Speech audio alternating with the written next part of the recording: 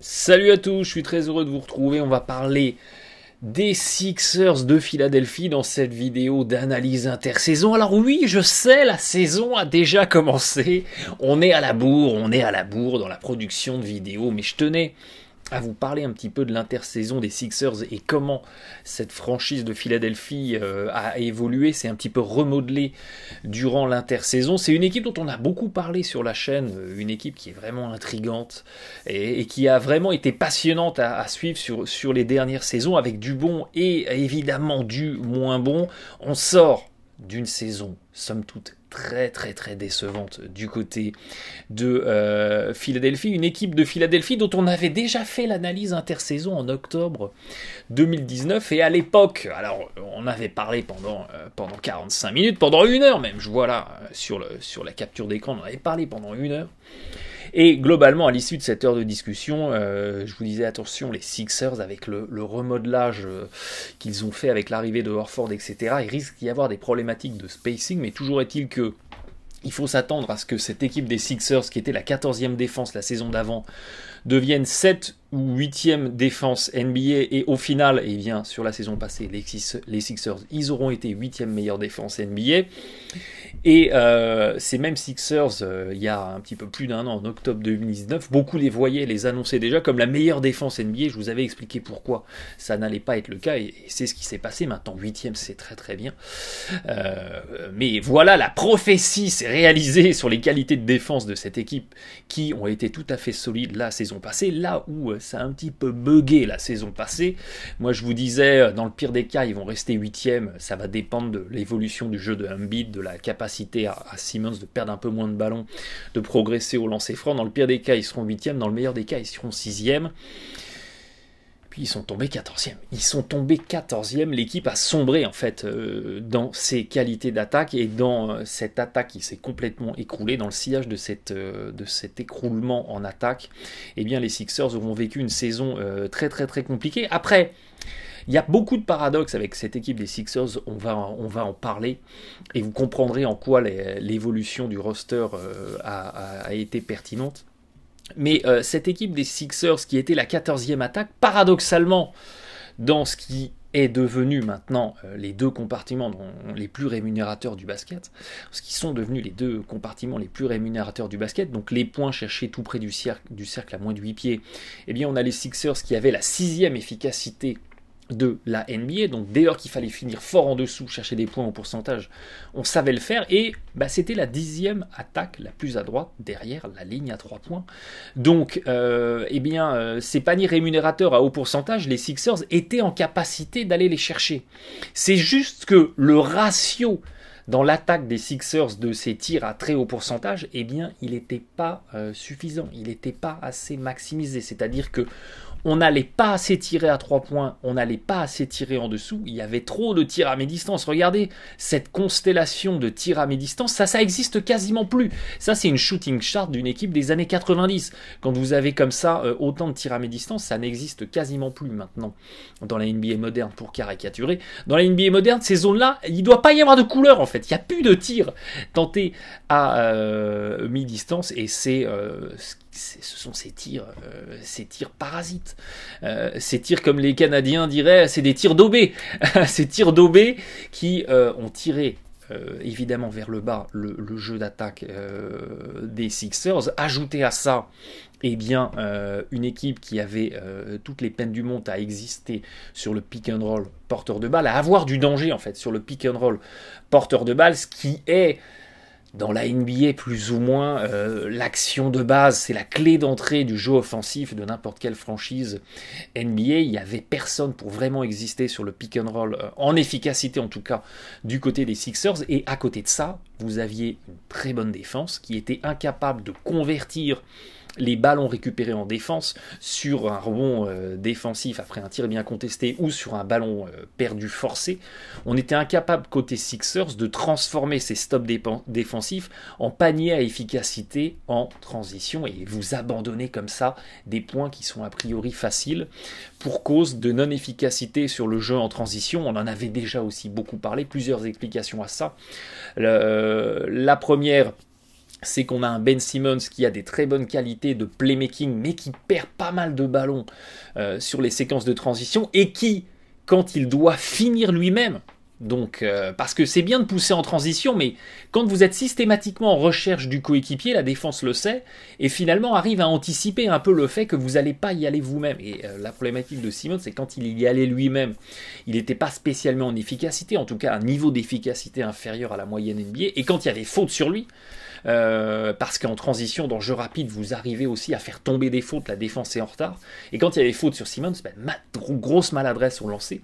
Et les points à haut pourcentage derrière la ligne qu'on obtient sur des fautes provoquées, les Sixers n'arrivaient pas à les avoir. Donc il y avait une problématique dans l'acheminement du ballon, dans la transition. Et puis derrière, ça manquait de qualité de finition. Il n'y avait pas, de tireur élite à 3 points, parce que la transition maintenant dans la NBA est aussi devenue une affaire de réussite à 3 points, c'est-à-dire qu'on court à 3 contre 2 en transition, il y en a 2 qui se présentent, qui vont vers le cercle, il y en a un qui reste à 3 points, et puis il y a un renversement sur lui, il sanctionne à 3 points. La transition est aussi devenue une affaire de tir à 3 points complètement ouvert, pas qu'une question de lay-up en dessous, et ces tireurs à 3 points complètement ouverts qui sanctionnent en efficacité, il en manquait du côté des Sixers, et il manquait aussi de gros finisseurs en dessous. Donc il y avait ce paradoxe-là dans l'attaque Sixers, cette transition qui a fait cruellement défaut. Et puis, des paradoxes, il y en avait d'autres. Qui expliquent un petit peu cet exercice 2019-2020 décevant. Le premier, c'est un beat qui a un incroyable assemblage de taille, puissance, vitesse, technicité, et qui tente plus de 60% de ses tirs en dehors de la raquette, à plus de 2 mètres du cercle, là où il devrait être, soit parce qu'il y a une séquence collective qui lui permet de finir fort en dessous, soit parce qu'il y a une fixation qui lui permet de finir fort en dessous, mais le ratio devrait être inversé, on devrait être à 60% de tirs tentés trop près du cercle et 40% de tirs tentés pourquoi pas un petit peu à l'extérieur, notamment à 3 points, mais là c'est l'inverse. Donc comprenez que quand vous avez à tel point une domination en qualité athlétique, c'est tellement triste de s'écarter du cercle, parce que vous échangez des paniers tentés à 63% au tir réel contre des tirs tentés à 36, à 42, 36 et 50%. Donc on abandonne de l'efficacité à vouloir exister trop loin du cercle. Et il y avait un autre paradoxe avec Embiid, c'est qu'il était très très peu servi collectivement dans des séquences où il se retrouvait à ouvrir au panier. C'est-à-dire qu'il y avait très peu de solutions de backdoor, soit avec des alley-oops, soit avec des passes lobées dans le dos de la défense pour permettre à Embiid de récupérer et de finir fort dedans. Ce que les Lakers arrivaient, par exemple, à contrario, à très bien faire avec Anthony Davis, qui était abreuvé de alley-oop et qui pouvait aller finir en efficacité dedans, et même sur les pick and roll, plus de 70% des séquences de pick and roll de Embiid, il posait l'écran, et au lieu d'ouvrir, de flasher au cercle pour récupérer la balle et vas-y que je vais vous dunker dessus, il ouvrait pour tirer à mi-distance ou tirer à 3 points. Le problème d'Embiid, c'est qu'il est à 30%, 30-33% à 3 points, et vous retrouvez cet abandon d'efficacité offensive. C'est d'ailleurs pour ça que Doc Rivers, à peine nommé, l'une des premières choses qu'il avait déclarées au sujet de Embiid, c'était on va essayer de le remettre dans des situations où il peut être agressif, où il peut flasher vers le cercle. Donc, tout n'est pas à mettre sur le dos de Embiid, mais on va dire c'est 50-50. Il y a 50% de j'ai un petit peu la flemme d'aller dedans parce que poser un écran et ouvrir, tirer à 3 points, c'est moins fatigant que poser un écran, ouvrir, aller batailler dans la raquette, poser les épaules, les coups de coude et finir fort dedans. Donc il y avait moitié paresse et puis moitié jeu collectif qui le maximisait pas. Mais évidemment que ça faisait que l'attaque des Sixers perdait en efficacité. Et puis de l'autre côté, vous aviez Ben Simmons, joueur All-Star, joueur All-NBA, donc c'est quand même pas n'importe qui la saison passée, voyait son équipe s'en sortir mieux quand il n'était pas sur le terrain que quand il était sur le terrain. Ce qui n'arrive jamais. Aucun joueur All-NBA à l'heure actuelle dans la NBA, son équipe tourne mieux quand il est sur le banc que quand il est sur le terrain. Et regardez, on n'est pas en train de vous parler de il y a 2500 minutes avec Simmons sur le terrain et puis 250 minutes où il n'est pas sur le terrain et l'échantillon est très petit et il peut être tronqué. On est en train de parler de 1900 minutes versus 1500 minutes. Donc on est en train de parler d'un ratio de temps de jeu qui est à peu près comparable. Et bien, quand Simmons n'était pas sur le terrain, globalement, l'équipe défensivement avait le même rendement, mais elle attaquait beaucoup mieux. Et résultat, on avait un net rating à pratiquement plus 5 quand il était à plus 1 avec Simmons. Et là, vous aviez une vraie aberration. Mais pourquoi on en était arrivé là? Parce que Simmons, il n'était pas, quand il était sur le terrain, dans un environnement où il pouvait être maximisé en attaque. Parce que vous aviez Horford, parce que vous aviez Embiid qui venait occuper des espaces dans la raquette, donc ça me coupe mes intervalles quand je suis Simmons et que je ne peux exister que dans des actions vers le cercle, que dans des actions en lay-up, là où, à contrario, un joueur qui pourrait avoir un profil similaire, je pense à Giannis Antetokounmpo, qui lui, quand il est sur le terrain, les Bucks, eh bien, la raquette, elle est complètement dégagée, tout le monde est à 3 points, et évidemment que là, il peut exister sur des créations de mismatch, soit parce que j'ai un défenseur plus grand et moi, je suis plus rapide, et je vais lui dunker dessus en vitesse, soit j'ai un défenseur plus petit, et vas-y, je te descends dos au panier, je te passe un enroulé, et je vais te dunker dessus. Ce que Simmons n'arrivait pas à faire, et on avait, c'était révélateur, on avait effectivement un paradoxe Simmons la saison dernière, et une nouvelle fois, c'est pas de sa faute, c'est l'environnement qui lui était proposé, qui ne lui permettait pas d'être maximisé. C'est dans la même veine, pour ça que les Rockets, par exemple, avaient échangé Capella suite à l'arrivée de Westbrook, parce que Westbrook, avec Capella sur le terrain, il n'arrivait pas à être maximisé. Capella occupait des espaces dans la raquette qui neutralisaient les drafts de Westbrook. Et dès qu'ils ont sorti Capella, on a vu Westbrook faire sur décembre-janvier des mois intéressants. Après, il a rechuté dans ses travers, mais on avait un Westbrook maximisé parce que la raquette était ouverte. Là, côté Sixers la saison passée, la raquette n'a jamais été ouverte pour Simmons qui a galéré. Et pareil, ça a nivelé vers le bas le niveau offensif de cette équipe des Sixers. Et puis, ultime paradoxe de cette équipe de Philadelphie la saison passée, c'est que le duo de joueurs All-Star, Ben Simmons, Joel Embiid, eh bien, dans tous les duos qui ont joué le plus ensemble la saison passée, vous en avez 3, 6, 9, 12, on en a 13 là affichés, et bien sur ces 13 lignes affichées, Embiid et Simmons ensemble, c'est le plus mauvais net rating de l'équipe. Alors que ça devrait être le meilleur. C'est-à-dire que quand vous prenez, si vous voulez un point de comparaison qui vaut ce qu'il vaut, mais si vous prenez LeBron et Anthony Davis avec les Lakers, vous mettez ce duo-là ensemble, vous avez quasiment le meilleur net rating de toute l'équipe, puisque vous avez les deux locomotives ensemble sur le terrain. Là, les deux locomotives ensemble sur le terrain du côté des Sixers, bien, vous aviez le moins bon rendement. C'est à s'arracher les cheveux. Mais pourquoi on en était arrivé là? Parce que l'assemblage autour de ces deux joueurs-là n'était pas le bon. Et au lieu de les maximiser, eh bien, on les a freinés, on les a restreints avec des mauvaises solutions qui étaient proposées. Et puis, on avait aussi longuement parlé de l'importance de Josh Richardson dans le dispositif Sixers la saison passée. Lui qui avait la lourde tâche à la fois de faire oublier Jimmy Butler dans des capacités d'exister sur le pick and roll, et à la fois JJ Redick dans des capacités à la balle va revenir sur moi, je serai tout seul à 3 points, je dois sanctionner. Josh Richardson avait un double costume à enfiler, un costume qui a été beaucoup trop grand pour lui. Il a fait une saison relativement décevante à 53% au tir réel, 12 de PER. Regardez, un box plus minus négatif, un win share l'un des plus mauvais de sa carrière.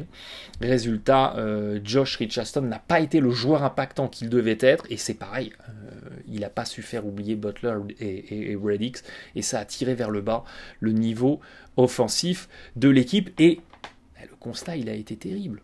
Tout ça pour ça. Tous ces échanges, ces remodelages, ces signatures, échanges, blockbusters pour finir sorti au premier tour en playoff. Et ne vous méprenez pas, certes les Sixers jouent le premier tour sans Ben Simmons, mais les problématiques des Sixers en playoff face aux Celtics au premier tour, c'était le jeu en transition, c'était la capacité à exister sur le pick and roll et à exister un petit peu sur le tir extérieur. Ces trois problématiques-là ont été flagrantes face aux Celtics. Elles étaient déjà flagrantes en saison. Donc ne tombez pas dans le raccourci, oui, les Sixers, ils sont morts en playoff parce qu'ils n'avaient pas Simmons. Ils sont morts des mêmes mots qu'ils avaient déjà en saison régulière avec Simmons. Donc on a été dans la continuité des points faibles. Bref, il fallait une réaction. Il fallait une réaction. Alors, comme souvent en NBA, le premier fusible à sauter, c'est le coach. C'est un impondérable, c'est un traditionnel. Donc, évidemment, Brett Brown passe à la caisse. Il aurait fallu que les Sixers aillent en finale NBA, voire soient champions, pour que Brett Brown voit son poste sauvé tant déjà la saison dernière. Il avait été mis sur la sellette, donc là, les playoffs n'étaient même pas commencés, qu'il était déjà sur la sellette, qu'il allait déjà sauter. Les Sixers récupèrent un Doc Rivers qui se retrouve un petit peu là par hasard suite au fiasco Clippers. Ils récupèrent Doc Rivers, mais l'acquisition du coach n'était qu'une première étape parce que derrière, eh bien, Doc Rivers, aussi bon soit-il, ou n'importe quel coach aussi bon soit-il, devait composer avec un roster déséquilibré, avec un roster mal construit. On en parlait en octobre 2019 de toutes ces problématiques, donc elles étaient toujours d'actualité. Il y avait quelque chose à faire. Et il y avait notamment un Al Horford, qui sortait d'une saison très décevante, en demi-teinte avec les Sixers, parce qu'il a été dans un rôle qui n'était pas le sien. Dans un rôle où il fallait attendre derrière la ligne à 3 points pour pas embouteiller la raquette. J'existe que sur des catch and shoot. Lui, qui était un joueur habitué à extrêmement de polyvalence en attaque du côté des Sixers, du côté des Celtics, pardon, avec du pick and roll, avec du catch and shoot, avec des drives, avec des backdoors. Évidemment qu'il a rongé son frein dans le dispositif Sixers qui était mal taillé pour lui également. Donc les Sixers ont réussi à sortir à leur force. C'était pas gagné parce qu'il avait un gros contrat, il sortait d'une saison difficile. Ils arrivent à sortir à leur force pour récupérer un joueur qui arrive en compensation de ceux dont les Sixers avaient cruellement besoin. Ils avaient cruellement besoin de quoi ? Ils avaient cruellement besoin d'un joueur capable d'exister un petit peu sur le catch and shoot. Danny Green, c'est 37% à 3 points sur les catch and shoot. Voilà, les Sixers y prennent.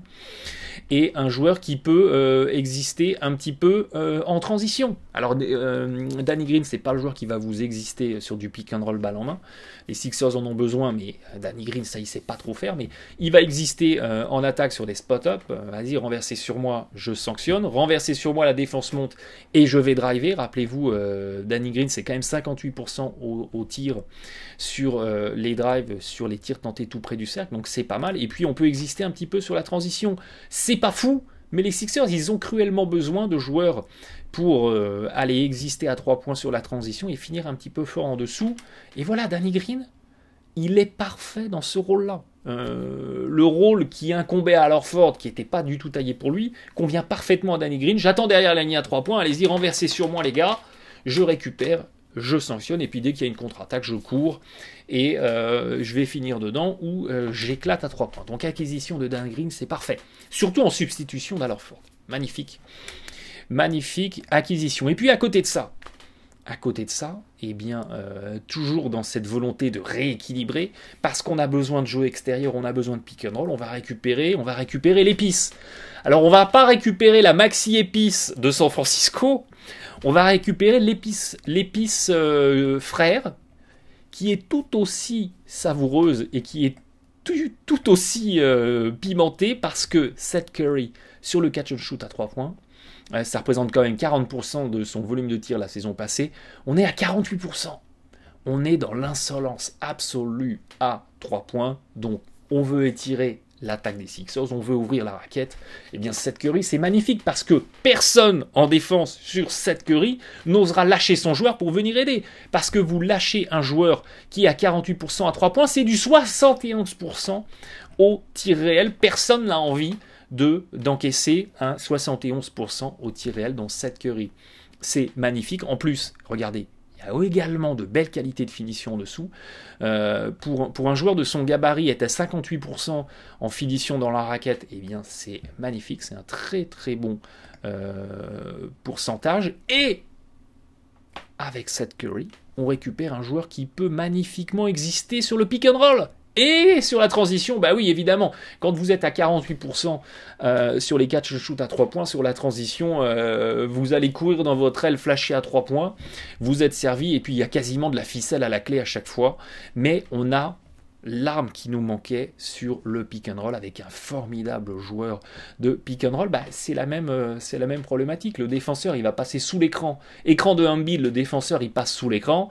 Bah, Seth Curry, il va faire sa petite élévation et il va se retrouver à 3 points avec des très très bons pourcentages. Et puis, à contrario, le défenseur, bah, il va se dire, attends, Seth Curry, c'est un super tireur à 3 points, donc je passe au-dessus. Ou bien on change. C'est-à-dire que c'est le défenseur de Embiid, a priori un intérieur de grande taille qui va venir changer et sortir sur Seth Curry. Bah, qu'est-ce qu'il fait Seth Curry? Petit dribble de décalage et hop, je vais m'ouvrir la voie du panier, je vais finir en lay-up. Donc magnifique acquisition dans cette optique de compensation de la faiblesse de l'équipe sur le pick and roll. Et là tout de suite, on retrouve une formule sur le terrain qui est beaucoup plus cohérente, qui est beaucoup plus équilibrée, avec des possibilités de jouer en 5 out. Vous laissez un beat dans le corner. Allez, s'il va chercher un petit 35-36% à 3 points dans le corner, le défenseur va hésiter à venir aider. Et là, vous avez la raquette complètement dégagée pour les drives de Simmons.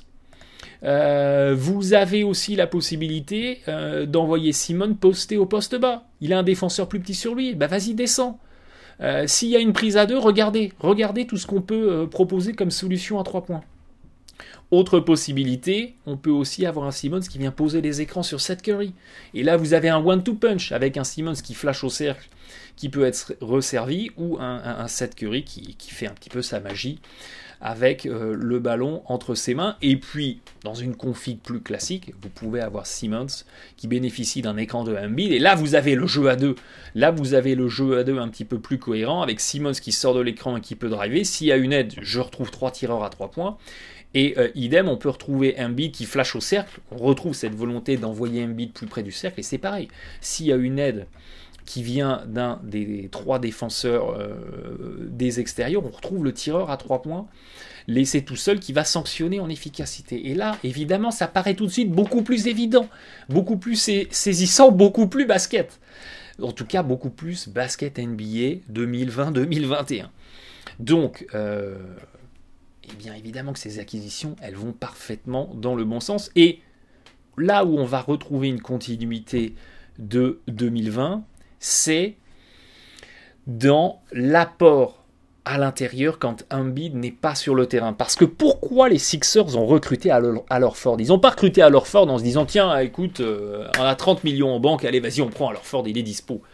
Les Sixers, ils vont recruter Al Horford parce qu'à l'issue de la saison 2018-2019, ils ont regardé les stats avancées et ils se sont dit purée, quand Embiid n'est pas sur le terrain, on est à -3 en net rating. C'est-à-dire que dès qu'Embiid n'est pas sur le terrain, on se fait défoncer. On n'arrive plus à attaquer et on se fait trouer en défense. Donc il faut absolument un intérieur de qualité qui permet de faire souffler Embiid et que pendant qu'il souffle, l'équipe existe encore, et en attaque et en défense. Et c'est pour ça qu'ils prennent Al Horford. Le problème, c'est qu'ils donnent 30 millions à Al Horford, qui ne peut pas jouer 15 minutes par match juste en étant le backup de Embiid. Donc ça a foiré. Ça partait d'une bonne intention, mais ça a foiré parce que le casting n'était pas forcément adapté. Mais ils avaient besoin, voilà, de cet intérieur qui pouvait tenir la raquette, prendre des rebonds, être le stopper défensif, et puis sur quelques renversements, quelques backdoors, aller finir fort. Et c'est dans cette optique-là qu'on va choper Dwight Howard. Et l'acquisition de Dwight Howard, elle est magnifique, on en a parlé dans l'analyse intersaison Lakers, elle est magnifique. Ça, c'est la défense de Dwight Howard, parce qu'il défend très très bien la raquette, et il peut finir fort en dessous. Vous servez à Dwight Howard dans une bonne position près du cercle, il va vous claquer un dunk. Et on n'en demande pas plus d'un backup intérieur. Donc cette continuité, cette capacité à avoir un peu de solidité pendant qu'Embiid est en train de boire son Gatorade sur le banc, elle est toujours là avec Dwight Howard. Et puis finalement, quand vous voyez ce roster, eh bien vous voyez beaucoup de cohérence. Mais tout ça, c'est un air de déjà vu, non? Ça vous rappelle pas quelque chose? Ça vous rappelle pas quelque chose, tout ça? Eh ben oui, ça nous rappelle énormément les Sixers de 2017-2018. Seth Curry, JJ Redick, l'insolence à 3 points, un petit peu de pick and roll. Danny Green, le 3&D, alors dit entre guillemets avec Danny Green, mais voilà l'ailier qui peut faire du catch and shoot à 3 points et venir défendre un petit peu, défendre sur 3-4 positions. Et bien voilà, cette équipe de 2021 ressemble énormément à l'équipe de 2018, la fameuse équipe de 2018 qui, sur les 32 derniers matchs de la saison régulière, avait terminé avec 27 victoires, 5 défaites, un net rating à plus 10. C'était 5 ou 6e meilleure attaque, 3 ou 4e meilleure défense. Alors c'était plus tout à fait ce roster, il y avait Bellinelli et Ilyasova qui étaient arrivés en compensation, mais le 5 était toujours celui-là. C'était les Sixers de 2018 qui tournaient très très très bien. Ce groupe qui a été quelque part en avance, puisqu'on sortait d'une saison à 28 victoires, et bam, en 2018, on passe à 52, on passe le premier tour. Donc on était en avance quelque part sur le process. C'était le groupe du process. On venait de récupérer Fultz en rookie, on avait toujours Simmons et Embiid en développement, on avait Saric en développement. C'était le groupe du process qui tournait très bien, qui était en avance sur les résultats et que Elton Brand a dynamité. Ce qui m'avait fait m'arracher les cheveux à l'époque et dont on a eu de cesse de parler de ce process sacrifié sur l'autel du success immédiat. Ça n'a pas marché et derrière finalement on a une équipe des Sixers en 2021 qui redevient les Sixers de 2018 qui tournait très bien. Donc oui, ça va marcher. Le bilan, il est très simple. Bilan, il est très simple. Ça va marcher puisque les Sixers de 2017-2018, ils ont très très bien tourné. Ils ont très très bien fini la saison. Là, les forces avaient été trouvées. La mécanique de victoire avait été trouvé. Donc oui, le duo Ben Simmons-Joel Embiid, il marche. Il faut juste l'assemblage de joueurs de complément autour qui permettent de les maximiser. Mais cet assemblage, il avait été fait en 2017-2018. C'est derrière le process Sixers qui a été torpillé, qui a fait que tout ça s'est cassé la gueule et que Elton Brand a fait un one-shot, a cassé un process de 3-4 ans en faisant un one-shot sur il faut qu'on gagne un titre en 6 mois. Ce qui n'est jamais arrivé dans l'histoire de la NBA. Jamais en cours de saison, vous changez la moitié du roster en récupérant Jimmy Butler et Tobias Harris. Et sans avoir fait de training camp avec très peu de temps d'entraînement, vous allez décrocher le titre. Ça n'arrive pas et c'était tout le pari d'Elton Brand. Pari qui a échoué et derrière, il faut recomposer avec les cendres un petit peu de l'équipe. Mais bon, là, on se retrouve avec les Sixers de 2017-2018. Donc, on retrouve de la cohérence, on retrouve la capacité à chacun d'être maximisé, parce que Danny Green et Seth Curry, ils vont bénéficier des fixations de Simmons et de Embiid. Tobias Harris va bénéficier d'un spacing écarté lui aussi. Donc, il y a toutes les clés pour que ça se passe bien du côté de Philadelphie. Alors il y a quelques sujets qui sont toujours à surveiller. L'efficacité offensive de Embiid, on en a déjà parlé. Rapproche-toi du cercle. Et puis la réussite au lancer franc de Ben Simmons. Il y a un faux débat sur Ben Simmons, j'en ai fait une vidéo. Pour que Ben Simmons gagne en efficacité, fasse évoluer son jeu, il n'a pas forcément besoin de 3 points. Parce que dans un environnement maximisé, il va avoir des boulevards pour aller finir fort en dessous. Giannis, double MVP, il n'a pas de 3 points. Il en tente un petit peu, il a un pourcentage, mais fondamentalement, son efficacité offensive, elle n'existe pas sur le 3 points. Elle existe sur les drives et Simmons, il faut qu'il aille faire ses drives, il faut qu'il aille faire tomber les fautes. Et derrière, pour passer un cap dans son impact en attaque, il faut qu'il soit au lancer franc au moins à 70%, au moins à 70-75%, ce qui vous permet d'aller chercher des points majorés derrière la ligne des lancers, d'aller chercher les 2+1 qui se transforment à la fin en 3 points et pas seulement en 2 points parce que j'ai banané mon lancer franc. Donc ça, ce sont les deux sujets à surveiller. Et puis ça n'est pas rien. En réussissant à sortir Horford, les Sixers se sont offert une bouffée d'oxygène en termes de finances, parce que oui, il y a toujours le triumvirat Harris, Simmons, Embiid qu'engloutit quasiment la totalité du cap, parce qu'on a filé des contrats max, on a filé 3 contrats max, mais derrière on arrive avec un Danny Green qui est en fin de contrat à tout de suite récupérer un petit peu d'oxygène. Derrière on a Seth Curry à très bon prix, on a encore Tyball et Milton qui sont sur leur contrat rookie, on arrivera toujours à récupérer un bon vétéran avec une mid-level. Si on drafte bien, on récupérera des joueurs de qualité en fin de premier tour qui ne sont pas payés trop cher, et vous arriverez comme ça à boucher les trous dans le roster. Donc, on a réussi dans cette intersaison 2020 des Sixers à gagner sur tous les tableaux, mais le fait qu'on ait recomposé quelque part le roster de 2017-2018 avec un banc qui est intéressant, hein, parce qu'avec Shake Milton, avec Tyball, avec Mike Scott, Ferguson et Dwight Howard en sortie de banc, avec Korkmaz aussi, vous avez un banc qui est très très très intéressant pour les Sixers. Mais le fait qu'en 2021 on ait reconstruit les Sixers de 2018, quel terrible désaveu pour Elton Brand. Ça veut dire que tout ce qu'il a fait, cassé, refait, recassé, refait, tout ça est désavoué pour qu'on en revienne à là où on était il y a 3 ans. Mais bon, mieux vaut tard que jamais. Au moins, il y a de la cohérence. Au moins, il y a quelque chose qui a du sens. Et on devrait retrouver en 2021 des Sixers qui sont sur la dynamique de 2018. Donc ça veut dire facile top 10 attaque, top 10 défense. Et si on a une équipe qui arrive à se placer top 5 attaque, top 5 défense, on a un éventuel contender pour le titre. Évidemment qu'on suivra ça de très près. D'ici là, bon match à tous.